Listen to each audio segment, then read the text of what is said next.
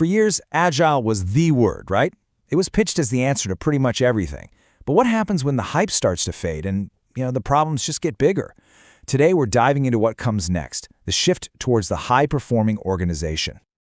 Okay, so let's just jump right in with the data, because a study from Karlsruhe University of Applied Sciences found something pretty surprising.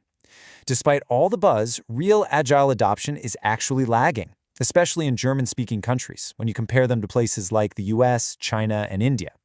But what's even more telling is that the whole trend is starting to level off. The big push seems to be running out of steam. And the reason for this slowdown, well, it kind of boils down to a sense of disappointment. A lot of companies are actually pulling back their investment because, to put it simply, agility just didn't deliver the game-changing results they were sold. That big transformation, it just never really happened for them. So that brings us to our first huge question. Why? Why did this movement that seems so promising fail to deliver for so many companies? Where did things go wrong? You see, the problem wasn't really with the ideas behind Agile. It was all in the execution. And it usually came down to these 5 common traps. Things like, just adopting Scrum but not changing the culture, being too impatient to get through that initial productivity dip, not giving people enough coaching, and, this is the big one, leadership just not being willing to give up that old top-down control.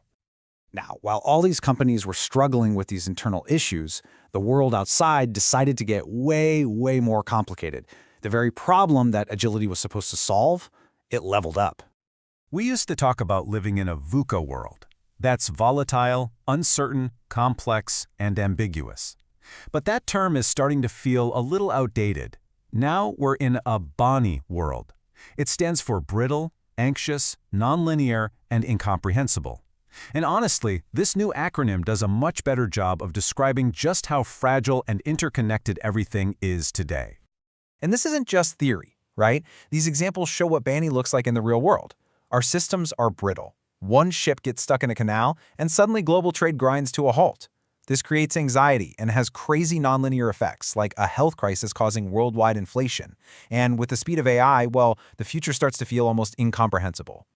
So in this really intense BANI environment, going back to the old rigid ways of management, that's just not going to happen. It's not an option. The problem itself has gotten bigger, so we have to stop focusing on the buzzword and start asking a much better question. So if the Agile solution was flawed for so many, and the world has only gotten more chaotic, where in the world do we go from here? What is the answer? The answer is to stop chasing the next trendy framework and get back to the original goal, the timeless goal, building a high-performing organization. An HPO isn't about one specific method. It's about a relentless focus on being the absolute best version of yourself, right here, right now, in your own context. Okay, so that sounds great, but how do you actually do it? What's the blueprint? Well, the HPO model isn't just a philosophy. It's built on 5 very concrete disciplines that any organization has to master. And here they are, the 5 pillars. We're going to touch on each one, but the real key is understanding how they're all connected. Getting these right is what separates a company that truly performs from one that's just, going through the motions. First up is strategy excellence. And this is all about one simple idea, doing the right things. An HPO has to be focused on the right goals and be able to pivot to stay relevant. You have got to avoid becoming a cautionary tale like Kodak or Blockbuster, or even today's giants like Google, who are now being seriously challenged by new AI. The second discipline is people excellence. And this quote from Richard Branson just says it all, doesn't it?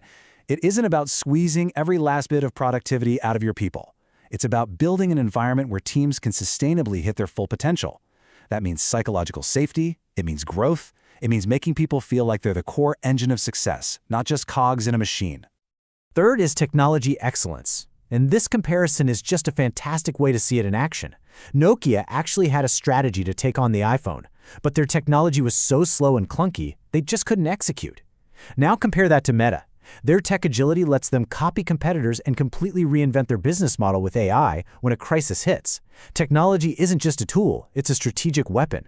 Number 4, we've got operational excellence, and this is all about doing things right. Think of it like the entire operating system for your company. It's not just one team's process, it's how the whole organization is structured, how decisions get made, how value gets to the customer. This is actually where all those methods from the Agile world, like SAFe or Scrum, find their true home. Not as a magic bullet, but as a part of a much bigger, intentionally designed system. And that brings us to the fifth and final discipline. This is the one that really ties everything else together and makes the whole system truly adaptable and future-proof. Okay, this is so crucial. HPOs master transformation excellence. They completely avoid that old stop-go model, those huge, painful change programs that bring the whole company to a standstill. Instead, they make change normal, a continuous activity. They get better in small, constant steps, so the organization improves without all the chaos and fear of a giant overhaul. By building this competency, an HPO basically makes itself immune to that crisis of radical reinvention. It doesn't need to be shocked back to life because it's always adapting, always improving, always evolving. It's a living, breathing system, not some static machine. So let's wrap this all up. The high-performing organization, it's not just another buzzword to throw on the pile after Agile.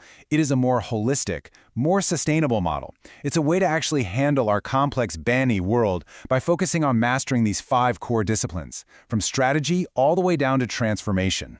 And that leaves us with one last, really critical question to think about.